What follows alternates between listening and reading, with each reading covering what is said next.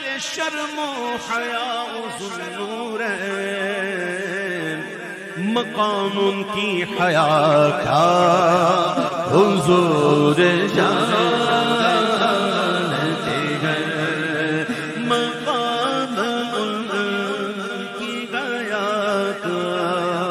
حضور جانتے ہیں۔ بسم اللہ الرحمن الرحیم نحمدہ ونصلی ونسلم علی رسولہ الکریم۔ جھاڑ پھونک دم اور تعویذ کی شرعی حیثیت۔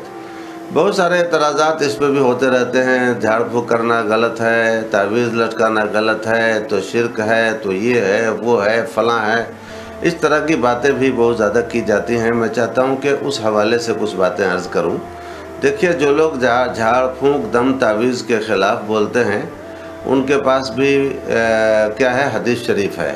میں پہلے اس حدیث کا مفہوم آپ کی خدمت میں عرض کر دیتا ہوں۔ بخاری شریف جلد ثانی میں ہے، جو لوگ جنت میں بغیر حساب کتاب کے داخل ہوں گے یہ وہ لوگ ہوں گے جو نہ جھاڑ پھونک کریں گے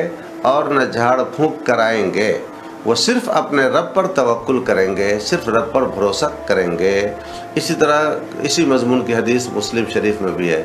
تو اسی حدیث کو لے کر کے بہت سارے لوگ اس طرح کی باتیں کرتے ہیں کہ جھاڑ پھونک کے خلاف حدیث میں آیا ہے، اس لیے جھاڑ پھونک نہیں کرانا چاہیے، دم نہیں کرانا چاہیے، تعویذ نہیں لگانا چاہیے، اس طرح کی باتیں بھی آتی رہتی ہیں۔ تو اس سلسلے میں آپ کو بتاؤں کہ حدیثیں دونوں طرح کی ہیں، تو وہ جو میں نے ابھی پیش کیا حدیث کا مفہوم، اور پھر صحیح مسلم شریف کے اندر حدیث اس طرح بھی ہے، ان ابی سعید ان جبریل اتى النبی صلی اللہ علیہ وسلم فقال یا محمد اشتکیت فقال نعم قال بسم اللہ ارقیک من کل شیء یؤذیک من شر کل نفس او عین حاسد اللہ یشفیک بسم اللہ ارقیک۔ یعنی حضرت جبریل حضور علیہ السلام کی خدمت میں حاضر آئے تو عرض کیا انہوں نے، یا محمد کیا آپ بیمار ہیں؟ تو آپ نے فرمایا ہاں۔ حضرت جبریل علیہ السلام نے یہ کلمات کہے، میں آپ کو دم کرتا ہوں ہر ایسی چیز سے جو آپ کو تکلیف دینے والی ہو، ہر نفس اور حسد والی آنکھ سے اللہ کے نام سے دم کرتا ہوں، اللہ آپ کو شفا دے، اللہ کے نام سے آپ کو دم کرتا ہوں۔ یہ حدیث شریف کے اندر آیا بسم اللہ ارقیک۔ حضرت جبریل نے جو کلمات کہے تھے، بسم اللہ ارقیک من کل شیء یؤذیک من شر کل نفس او عین حاسد اللہ یشفیک بسم اللہ ارقیک۔ تو یہ کلمات انہوں نے کہے اور دم کیا حضرت جبریل علیہ السلام نے آقا کریم صلی اللہ تعالی علیہ وسلم کو۔ اس حدیث سے کیا ثابت ہوا کہ سید الملائکہ حضرت جبریل امین علیہ الصلوۃ والتسلیم حضور علیہ السلام کو دم کیے ان کلمات کے ساتھ، اور حضور علیہ السلام نے بھی انکار نہیں فرمایا، منع نہیں فرمایا کہ دم کیوں کرتے ہو، دم کرنے سے شرک ہو جائے گا، دم کرنے کی ضرورت نہیں ہے، ایسا آقا کریم صلی اللہ علیہ وسلم نے نہیں فرمایا۔ حضرت سید الملائکہ نے دم کیا ان الفاظ کے ساتھ، حضور علیہ السلام نے سنا اور پھر اس کو آپ نے باقی رکھا، برقرار رکھا، انکار نہ فرمایا۔ اس سے اتنی بات بالکل واضح طور پر ثابت ہو گئی کہ دم کرنا ثابت ہے، جائز ہے۔ حضرت جبریل امین علیہ السلام نے حضور علیہ السلام کو دم کیا، حضور علیہ السلام نے اس کو باقی رکھا، تو دم کرنے کا ثبوت اس حدیث پاک سے مل جاتا ہے۔ تو اب رہ گئی بات کہ جس میں یہ آیا کہ نہ جھاڑ پھونک نہ کریں نہ کرائیں وہ لوگ بے حساب جنت میں جائیں گے، تو اس میں اور اس حدیث میں ٹکراؤ نظر آتا ہے۔ تو اس کا جواب کیا ہوگا؟ ظاہر سی بات ہے کہ حدیثیں جو متعارض ہو جائیں، ایک دوسرے کے ٹکراؤ میں آ جائیں، مقابلے میں آ جائیں، تو محدثین کرام، فقہاء کرام ان دونوں میں تطبیق دلاتے ہیں کہ اس حدیث کا کیا مطلب ہے اور اس حدیث کا کیا مطلب ہے۔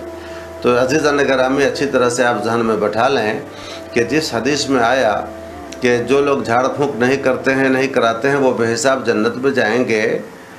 اور پھر دوسری حدیث میں آیا کہ حضور نے دم کرایا، حضرت جبریل نے دم کیا، تو یاد رکھیں دونوں حدیث کا محمل الگ الگ ہے۔ جس میں منع کیا گیا ہے اس کا مطلب یہ ہے کہ ایسے کلمات جو کفریہ ہوں،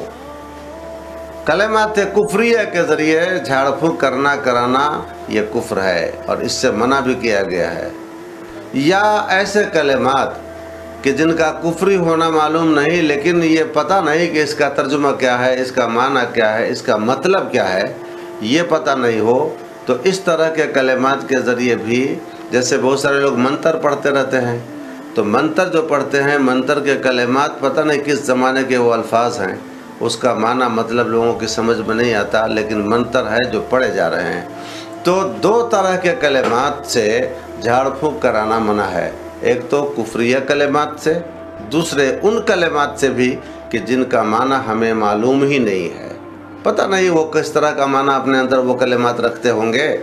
اس لیے ایسے کلمات سے بھی جھاڑ پھونک کرنے کی مناہی ہے، اور نہیں وہ اس طرح کے کلمات سے جھاڑ پھونک کرنا